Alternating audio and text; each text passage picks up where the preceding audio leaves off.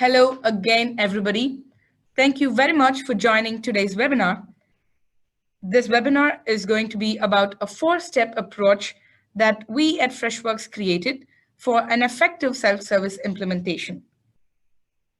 This was done because we were able to understand that a lot of our customers have self-service adoption as one of their primary goals in digitizing their IT.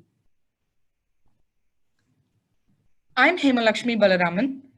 I am a product expert with Freshservice, and I would be the presenter for today's webinar. We also have Sanjeev, who is a product expert as well. Sanjeev will be able to answer your questions throughout the webinar. So if you have a question during the webinar, please feel free to raise them in the question and answer panel, and Sanjeev will be able to answer them. The need of the hour, while there are so many other burning problems in IT, is self-service the one that you need to put your time on right now? Is that how it is? And to answer that question, I would say yes. In all the conversations that we've had with several people in our customers, starting from CIOs to IT managers and directors of IT, and to agents and admins, all of them have one thing in their agenda for 2020 and even to 2021 and 22. It is simply to make the employee experience much better in their organization. Because with improved employee experience comes improved productivity of the employees. And in the side of IT, which is the most perfect way or which is the most perfect tool to make sure that your employee's experience is great? It is the self-service portal. And we also have a lot of our customers who have been benefited by using the self-service portal. Here are a couple of examples for you to just quickly skim through. Aramex and Marsh & Parsons are two of our many customers who have used self-service portal and have seen staggering numbers which they really benefited from.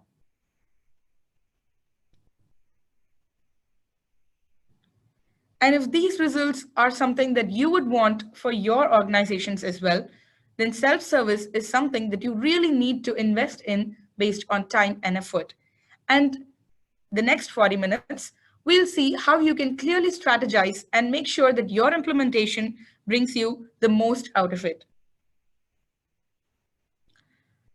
Self-service has been evolving right in front of our eyes, only that we haven't paid attention to it. Take banks, for example. When people needed money, what did they do initially? They used to go to the bank, fill out a huge form, draw some money, and then come out with the money to spend on things that they want to. But then the ATM machines were introduced where people were not required to go to the bank, stand in the queue, and fill in the form, spending a lot of time. Instead, they could go to the ATM machines where they can directly interact with the bank and get the money out of a machine. And then came the cards, the debit cards and credit cards, where they don't even have to go to the ATM machines, where they can just carry the cards and do the payment directly with the cards. There came the cashless transactions where all they had to carry was just a card. And then finally came the mobile payment, where they do not even have to carry a card. All they had to do is sync their bank accounts in their mobile phones and pay on the go. Let me just quickly tell you what the next 30 minutes is going to be. We'll first understand where self-service stands in IT, and then we'll see how you need to simplify self-service and why it is important. And then we'll see the four-step approach of implementing self-service. When we go to understanding self-service, there is always so much of resistance from both the end users and the agent side for a help desk tool to be used. And there are so many reasons, because one of the biggest reasons is that end users do not really understand the importance of self-service. They do not understand the necessity for them to use the self-service portal because they get their requests and needs done anyway. So there is so much of hesitance in terms of using the self-service portal. And trying to understand where is all this resistance coming from, We at Freshservice came up with a matrix that was an attempt to understand why self-service is very low in adoption in many organizations. So in this matrix, you can see the x-axis is plotted for effort, while the y-axis is plotted for the need. When the need is high and the effort is low, most people are very happy to use a solution or use a portal like Uber and Amazon. While the effort is high, but the need is also equally high, people still use the portal or the tool, but they're not too happy about it. And then comes where the need is very less and the effort is also very less. People do tend to do it, but do not get the motivation or any incentive in doing it. The example would be filling out surveys. But then comes our fourth quadrant where the effort is high, but the need is very little, where most people end up not doing it. The example is purchasing a WinRAR license, where there is very little need to do that, and the effort is actually very high. And so we plotted a line where we decided that anything that falls on the quadrants above the line, people are actually going to use it. People are going to be happy about using it. And anything that is below the line are things that are never going to be done. And guess which quadrant self-service falls into? Yes, self-service falls into the quadrant where most of the things never get done. The effort is too high and the need is too low because end users are anyway able to get the things done by either emails or any other portals. So now that we have an understanding of where self-service stands in today's IT, let's go and look at how we can simplify the self-service. One of the main problems in many organizations that the root cause of why self-service adoption is poor is the main thing is the language.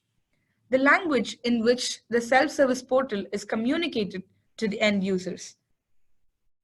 The big IT jargons that we use that we are very comfortable in our own IT team are not the words that the end users are comfortable with, or not even the words that are understandable by the end users. So let's do something. Let's try explaining IT self-service to a 5-year-old. How would you explain it to a 5-year-old? Here's what we tried. Let's say that you're going to buy an ice cream. And as you're walking to the shop, your shoes are suddenly glued to the floor and you're stuck. And then a magic red button appears right in front of you. All you need to do is just press that button and you're able to walk again. And you're on your way to buy your ice cream.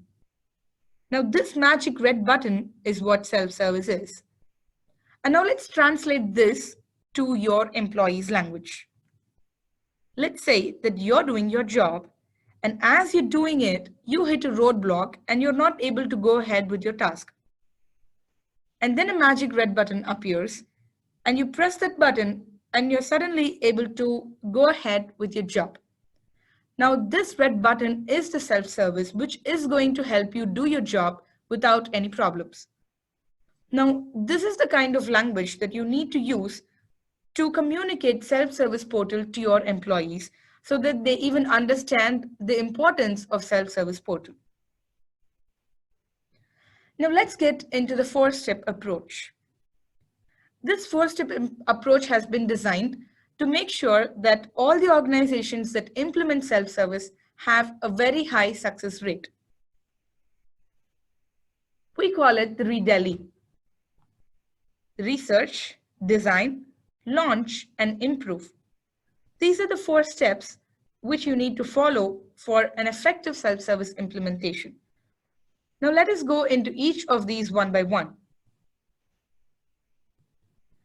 In research, the very first thing that you need to do is understand your users before you even put your pen to the paper. Know what motivates them, know what their patterns are, know their persona, know their characteristics, know what pain points that they face every day, and know where they go to help themselves with the pain points. You can use direct methods like user groups and surveys.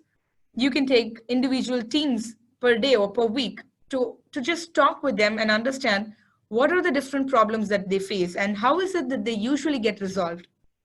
Or you can send out surveys. And there are indirect methods where you can analyze the ticket trends on which category of IT is the issues more often. And you can analyze the feedback to understand where exactly the problem is. What is the place where the users need help in terms of helping themselves, in terms of self-service? And once you understand your users, now you need to document your findings. You need to understand what motivates them to go to a self-service portal or what motivates them to go to an email or a call. And what is it that they prefer usually? Is it the portals, or do they just ping the IT person on chat, or do they send an email to the IT group alias, or do they just phone their IT friend in the IT team? Which is it that they do the most? While you can do all of those research and analysis, but most often, this is what it all boils down to. Many times when the user is facing an issue, all they want is to get the issue resolved immediately so that they can get on with their work. And the easiest thing to do is to just walk up to that IT person that you see every day in your office, to just go tap on the shoulder and ask them to help you out. While this may be very easy for the end users, this is not very feasible when there are so many users in your, so many employees in your organizations and so little IT admins to help them out. This also doesn't help with the agent's productivity. And that is why creating a persona can really help. You'll be able to create a persona so that you can understand different set of people based on their patterns on how they resolve their own issues. And based on these personas, you will be able to come up with strategies on how you can help them go on to the self-service portal more often than going to the IT admin directly. And once you have your research done with all your findings documented, you can use this information to design a self-service portal. And the design of the self-service portal is not just resolving the issue, but also making sure that the experience that you provide through the self-service portal is smooth so that users keep coming back to the self-service portal and increase the adoption of it. The first one that I would say is speak the language of the end user. Here's a screen grab of one of our customers' portals. You can see that request something is basically a service request. Instead of mentioning it as raise a service request, they have put it as request something. New devices, new starters, new fonts, whatever you need, request it here. This language directly talks to the user. Similarly, instead of saying raise an incident, they have mentioned that it's broken. Something broken or not working properly, report it and we'll sort it out. These are the kind of languages which will directly talk to the users, and the users do not feel like they're interacting with a complex IT jargon-filled portal. Instead, they would feel like they're just using a portal which is user-friendly and they will be able to come again and again whenever they face an issue. You can also use bots where you can make sure that many of the L1 tickets can be resolved just by using the bot, or many of the tickets can be raised directly using the bots. Additionally, you can also have a search bar right at the front and center. So the users do not have to browse through several links and several documents to find what they're looking for. Instead, they can just type in what they're looking for and directly go into that particular file or a folder to understand the answer. And then you have the field which the users directly interact with. Here you can see that as and when a user is typing the issue, the relevant solution articles are available on the right-hand side. On top of that, you can also see the small text that you can see under each field, which helps the user understand what that particular field is. Especially for fields like impact and urgency, you can define what exactly a high impact means, what exactly a low impact means. A low impact means it only affects me, while a high impact could be where it affects the entire office or the entire team. This is how you can make sure that the language that you have in your fields directly talks to your users while they're filling these forms. The second one is building a knowledge base. This one is very simple, but yet not so many organizations nail it. That is because of the nature of consumption that the users are used to. In today's world, we're more used to watching videos to understand a concept, or to even fix a light bulb, we go to the YouTube to watch a video instead of reading an article which explains entirely on how to fix a light bulb. That is why videos, GIFs, screenshots, and any visual help will really resonate with the users. And not only that, use simple languages and just give clear pointers within the tool so that they can have a very easy user experience. Also, do not forget to have a feedback channel right within your knowledge base so that it helps you to continuously improve and update your articles. On top of this, you can see which articles are viewed the most and which articles are most useful for your users. And based on that, you can make iterations on your knowledge base articles.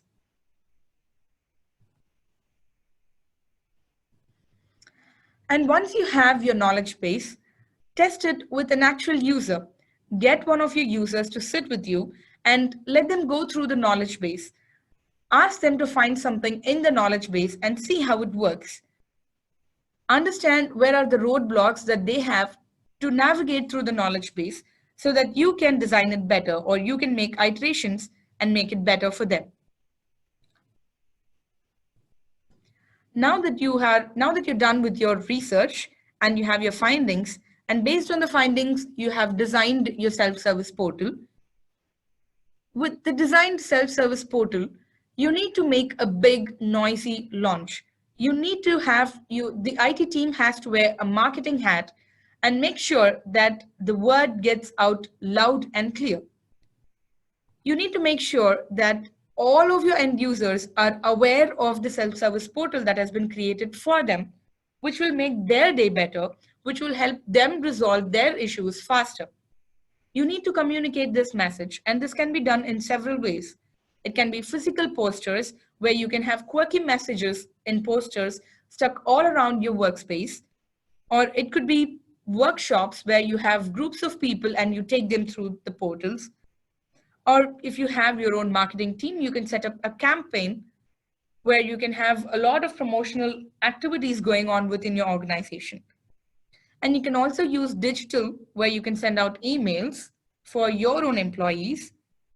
And you can also have videos, funny videos where someone is explaining about it. Or you can have icons placed on the desktop or in the internet homepage where people can easily access it and raise tickets. The last one, but that's one of the most effective, is word of mouth. Find someone who talks a lot. Go tell them about the self-service portal and watch it spread like fire. Here are a couple of examples of posters that really resonate with the users. It doesn't have to be very business-like, or it doesn't have to have IT language in it, but very simple ones like these stuck in the business or that are out there in your intranet will definitely increase the self-service adoption.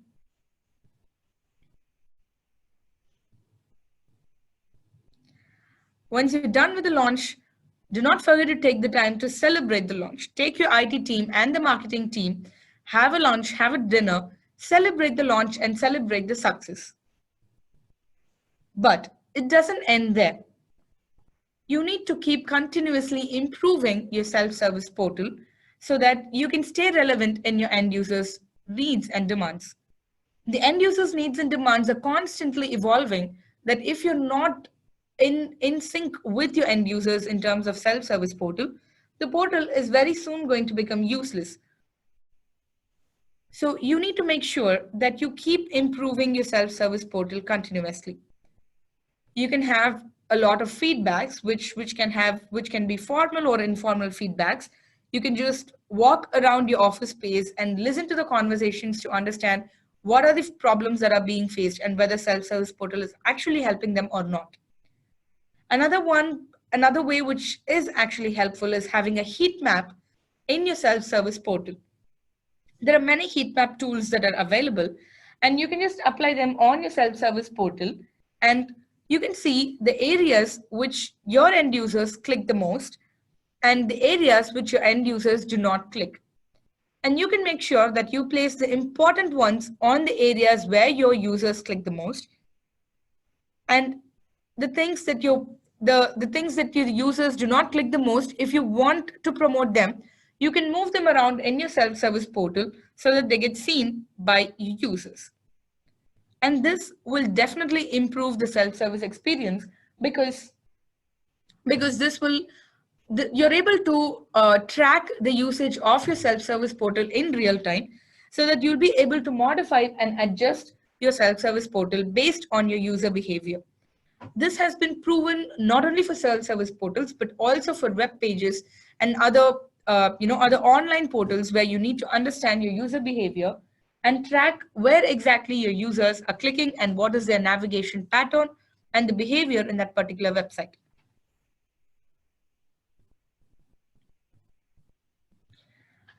So to sum up the things that we saw in the webinar, all you need to remember is just this word: read. Do your research, understand your user, but do not forget to document your findings. And once you have your findings, go ahead with the design, but keep the findings in your mind when you design your self-service portal. Do not stop with designing, but also make sure that you test the design that you've just come up with. And once you have your design in place, go ahead and have a big, noisy launch. Make sure that you cover all bases. Make sure that you take the news to every single employee in your organization, and then take time to celebrate the launch. Once you do that, go ahead with improving it continuously. Make sure that the adoption is increased. Make sure that the experience is smooth. So I have a small little cartoon that explains self-service in a very simple manner. Let's say there's a discussion happening and suddenly the bulb goes off. And the IT guy says that the broken SLA is the SLA to fix the broken bulb is 2 days. Now that doesn't really solve the issue at hand. Here's where we need to take a step back and understand that the broken light bulb is an IT problem, while the darkness is the actual business problem. So let's stop being fixers and start being enablers. Let's enable our employees to fix issues by themselves. This helps in increasing the agent productivity. This helps in improving the employee experience. And by improving the employee experience, you also improve the entire organization's culture and the environment. Thank you very much for joining in today's webinar. It was a pleasure having all of you in this webinar. Hope you had some learnings about self-service implementation, and those of you who wanted a further follow-up conversation, we will reach out to you and help you out with your self-service. Thank you.